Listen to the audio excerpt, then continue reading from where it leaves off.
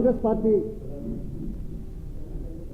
రథసారథ్యం వహిస్తూ దేశాన్ని అభ్యుదయ పదంలో నడిపించడానికి పేద ప్రజల సంక్షేమ కార్యక్రమాలకు పెద్దపీట వేస్తున్న యూపీఏ ప్రభుత్వ చైర్పర్సన్ సోనియా గాంధీ గారి జన్మదిన సందర్భంగా శుభాకాంక్షలతో పాటు భగవంతుడు అన్ని రకాలుగా సహకరించాలని కోరుకుంటున్నాను. ఈ నేపథ్యంలో రాజీవ్ గాంధీ గారు కన్న కలలు ఈ దేశం 21వ శతాబ్దంలో శాస్త్ర సాంకేతిక రంగాలలో ముందుండాలని, టెలికాం రంగంలో విప్లవాలను తీసుకువచ్చిన మహానుభావుడి అడుగుజాడల్లో నడుస్తూ ఈరోజు ఈ రాష్ట్ర ప్రభుత్వం దేశంలో మొదటిసారిగా మండల స్థాయి వరకు వీడియో కాన్ఫరెన్సింగ్ సిస్టమ్ను ఐటీ శాఖ ద్వారా గౌరవ ముఖ్యమంత్రి గారి చేతుల మీదుగా మరి ప్రారంభోత్సవం జరిపించడం ఒక చారిత్రాత్మకమైన విషయం.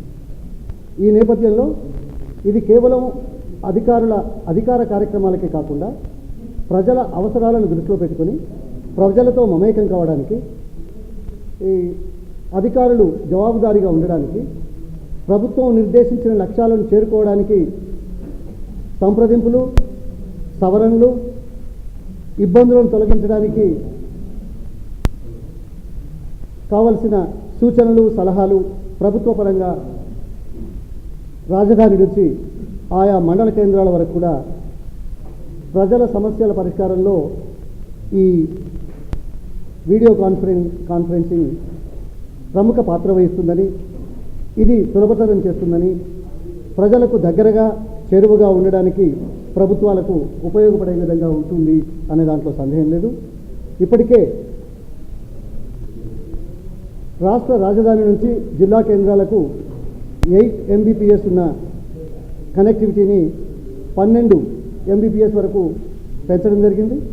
అదేవిధంగా జిల్లా కేంద్రాల నుంచి మండల కేంద్రాలకు 2 Mbps ఉన్న పరిధిని 4 Mbpsగా మరి మార్చడం జరిగింది, ఆధునీకరించడం జరుగుతూ ఉన్నది.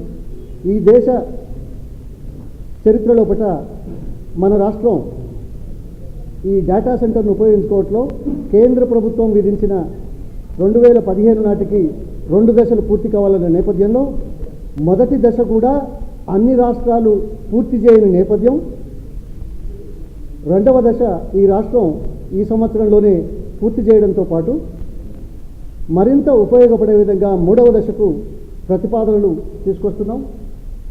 ఇది ప్రభుత్వ కార్యక్రమాలను ఈ సాంకేతిక పరిజ్ఞానం ద్వారా ఆధునీకరించే రీతిలో సమస్యల పరిష్కారానికి సత్వర జవాబుదారీతనానికి ఉపయోగపడుతుంది. దీంట్లో ఐటీ రంగం అన్ని రాష్ట్రాల కంటే ముందున్న విషయాన్ని తెలియజేస్తా ఉన్నాను.